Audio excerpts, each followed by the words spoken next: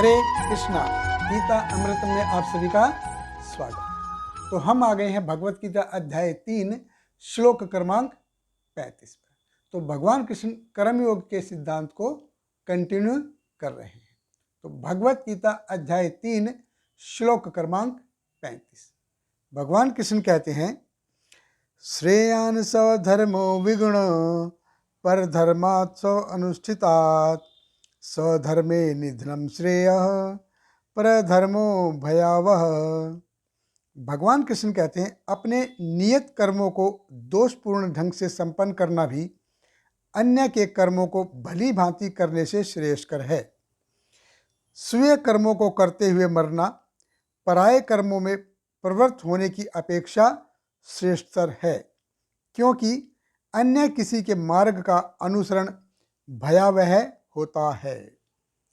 तो हम देखते कि हर व्यक्ति के लिए दो प्रकार के कार्य होते हैं।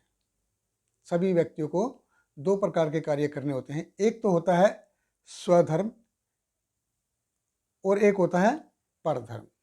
स्वधर्म यानी कि उसकी अपनी साइकोफिजिकल नेचर के हिसाब से, जैसे कि उसकी मानसिक स्थिति और भौतिक स्थिति या भौतिक चेतना या भौतिक जरूरत कैसी है उसके हिसाब से। और परधर्म है कि भगवान कृष्ण की सेवा के लिए हमको कार्य करने होते हैं। तो ये सर्वधर्म क्या है? ये साइकोफिजिकल नेचर के हिसाब से जो कर्तव्य है वो क्या है? ब्राह्मण, क्षत्रिय, वैश्य, शूद्र, ब्रह्मचारी, गृहस्थ, वानप्रस्थ और संन्यास। तो ये जो 8 विभाजन है, ये वर्ण और आश्रम के जो 8 विभाजन है, ये कैसे हैं? ये है according to their psychophysical nature, उसके हिसाब से। और परम धर्म क्या है? परम धर्म है कि भगवान कृष्ण की सेवा के लिए काम।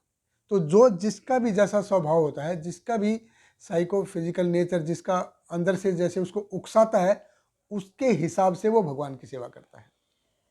तो ऐसे भगवान की सेवा करने के लिए वो शांत रहता है। एक्चुअली भगवान की सेवा करनी तो मन भी हमारा शांत रहना चाहिए, तभी हमारा जीवन क्या है? आराम से गुजर जाता है। तो हर एक जीव क्या है? इधर बद्ध है, स्वभाव से बद्ध है। वो क्यों है ये स्वभाव ऐसा? ये है उसका गुण और कर्म के दोषों के कारण। और ये गुण और कर्म के दोष क्यों हैं? यानी पिछले जन्मों में जो कर्म किए थे उनका लेखा जोखा है। तो पिछले जन्मों में कर्म किए उनका फल है। तो कुछ श्लोक पहले भगवान कृष्ण कहते हैं कि निग्रह किम करिष्यति।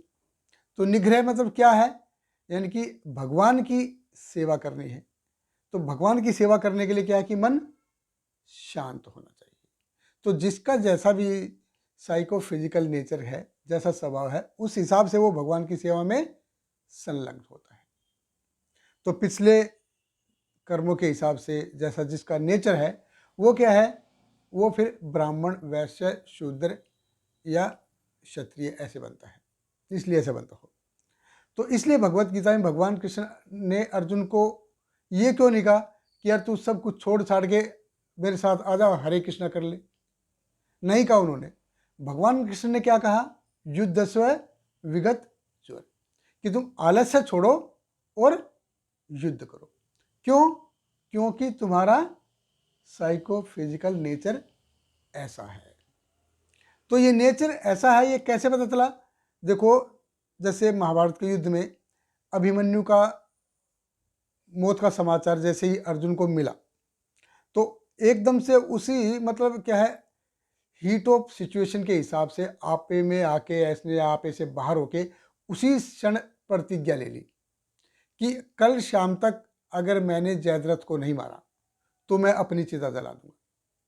तो देखिए, अब ये उनका स्वभाव ऐसा था, रजोगुणी स्वभाव क्षत्रिय का। ब्राह्मण अगर स्वभाव है तो वो क्या है, ऐसा कोई फूंक फांक करके कोई अपनी चिता जलाएगा क्या? नहीं, ये रजोगुणी स्वभाव है क्षत्रिय का। अब देखिए, भगवत गीता सुनने के बाद, इतने दिन के बाद भी अर्जुन की स्थिति ऐसी है।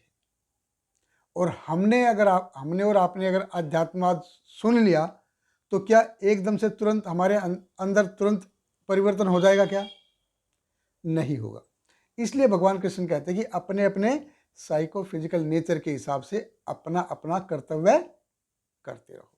देखिए, कोई अगर अपने साइकोफिजिकल नेचर के हिसाब से काम नहीं कर रहा है, वो छोड़ रहा है, तो ये बहुत ही एलिवेटेड लेवल है, ये बहुत ही ऊंचा स्तर है कि अपने साइकोफिजिकल नेचर के हिसाब से छोड़ के फिर दूसरा काम किया जाए।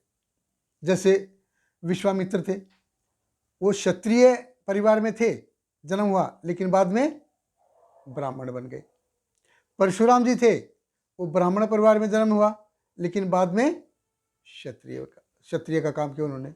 तो देखिए, ये बहुत ही एलिवेटेड लेवल है किसी के लिए भी कि अपना अपना साइकोफिजिकल नेचर छोड़ पाए।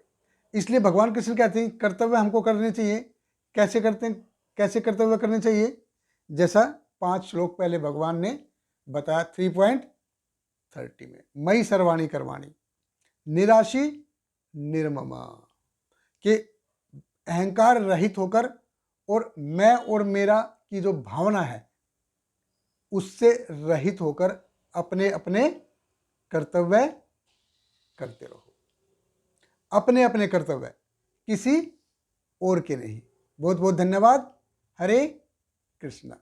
हरे कृष्णा कृष्ण कृष्ण हरे हरे, हरे राम राम राम हरे हरे।